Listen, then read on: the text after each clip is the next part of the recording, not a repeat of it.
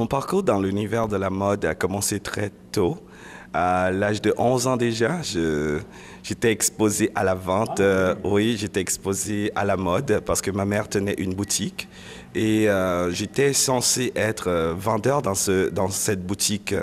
À 11 ans, je ne connaissais rien à la vente ou au style ou quoi que ce soit. Donc, elle, c'était sa façon de me montrer comment est-ce qu'on apprend à travailler très tôt.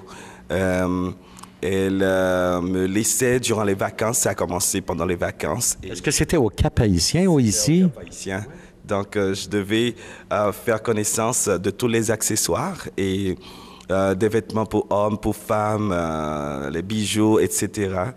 Et mon deuxième jour de travail, je l'oublierai jamais parce que le premier jour, j'ai été travailler et j'ai rien foutu parce que j'avais pas le goût d'être là. Ensuite, le deuxième jour, j'attendais à ce que ma mère m'envoie mon lunch. Et elle avait tout enlevé dans la caisse, pas d'argent. Puis elle m'a dit, si vous voulez vous nourrir, alors il faut apprendre à vendre intelligemment. Donc, j'étais là depuis 10 heures et puis vers les 3 heures, il n'y a rien qui se passait. Donc, j'avais des amis qui venaient, donc je m'occupais de mes amis et pas de vente quand même. Donc, il y a une dame qui se pointe. Elle devait aller à un mariage. Et en général, ma mère aidait les gens à choisir leurs vêtements. Donc, à 11 ans déjà, je ne savais même pas que c'était du stylisme, que ça s'appelait. Donc, je l'ai vu faire pendant longtemps. Et puis, Elle créait des bijoux elle-même? non, non, elle les vendait, elle savait aller choisir et acheter et venir vendre. Puis j'ai choisi l'ensemble rose et blanc de cette dame. Et elle avait une robe rose, et puis c'était ce qu'elle voulait. Et puis elle partait, j'ai dit, mais madame, si vous avez pris cette robe rose, comment est-ce que vous allez sortir pour aller à ce mariage? C'est votre fils qui se marie. Et puis elle dit, oui, qu'entendez-vous par comment est-ce que je vais? Je dis, mais la robe ne suffit pas. Il vous faut des accessoires.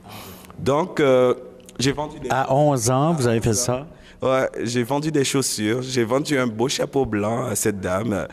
Je dis, mais madame, si vous allez au mariage de votre fils, vous pouvez pas vous pouvez pas avoir l'air quelconque. Donc, c'était pour lui présenter les bijoux. Donc, j'ai dit, oui, vous devriez vous montrer ça. Donc, je me souviens de ça. Justement, vous avez étudié en gémologie et vous créez des bijoux. Et quel univers est venu en premier, les vêtements ou les accessoires? Savez-vous que j'ai étudié en plusieurs choses? Oui, je n'en doute pas. Mais Mais ça ne répond pas à ma question, ça. Quel univers est arrivé en premier? je n'ai pas vraiment un univers qui arrive en premier parce que non, là, quand on crée, on s'arrête pas. On a toujours envie de faire. On a toujours envie de voir du beau. Et l'univers des vêtements et des bijoux, c'est complètement différent. Moi, je voulais comprendre les pierres parce que j'adore les pierres et pouvoir communiquer avec les pierres. Mais l'univers des vêtements, c'est l'élégance que j'aime voir dans les vêtements. Et chose bizarre, les vêtements étaient dans ma tête bien avant les bijoux. Donc, il est arrivé que les bijoux ont pris un peu le dessus. Mais je balance très bien parce que pour moi, ça fait partie de la création et j'aime créer. Vous êtes un artiste multidisciplinaire, on le voit bien. Est-ce qu'on peut penser qu'à un moment donné, vous aurez, par exemple, du linge de maison, des parfums, d'autres lignes que les bijoux et les vêtements, et que vous aurez peut-être des boutiques un peu partout à travers le monde? Est-ce que c'est ce que vous visez? Vous avez révélé des secrets que je ne vais pas prouver avec vous. Mais Je pense que j'ai mis le doigt dessus. non, je ne vais rien vous dire. Mais tout ce que je peux affirmer et confirmer avec vous, c'est le fait d'être présent et d'avoir une empreinte dans la mode, et que ce soit au Canada, aux États-Unis ou en Europe, peu importe, ou dans le monde, je veux avoir une image que quand l'homme est dans la rue habillé en Ralph Lauren, ça se reconnaisse tout de suite. Justement, parlons-en un peu de vos collections. Durant les 2 dernières années, quelles sont les tendances qui vous ont le plus attiré et quelles sont celles que vous avez déclinées?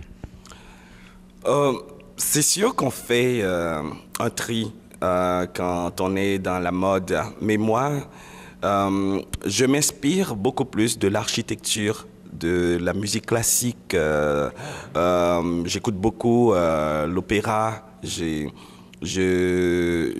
peux m'éteindre, be off, et puis écouter le silence aussi. Et c'est très beau d'écouter le silence des fois. Et c'est des sources d'inspiration pour moi. Une personne, comme un objet, peut influencer ou peut inspirer ma collection. Donc, je me veux unique et je me veux différent. Et ma tendance, bon, je suis ma tendance. Vous suivez, c'est l'inspiration, vous vous basez sur ce que vous ressentez. Je me laisse bercer par l'imaginaire qui me parle et qui me dit, bon, on aurait aimé voir ça. Je remarque que vous utilisez parfois des accessoires un peu à part, comme le chapeau. Est-ce que ça a tendance à revenir ou si c'était simplement quelque chose de passage? Rien n'est de passage dans la nature. Donc le chapeau va rester? Le chapeau doit rester. C'est très élégant de porter un beau chapeau. C'est très élégant de se couvrir la tête. C'est très élégant de faire vivre un accessoire. Parce que s'il y a encore un chapeau comme des chaussures, ça a besoin de vivre. Et pour les faire vivre, il faut que ça sorte du placard.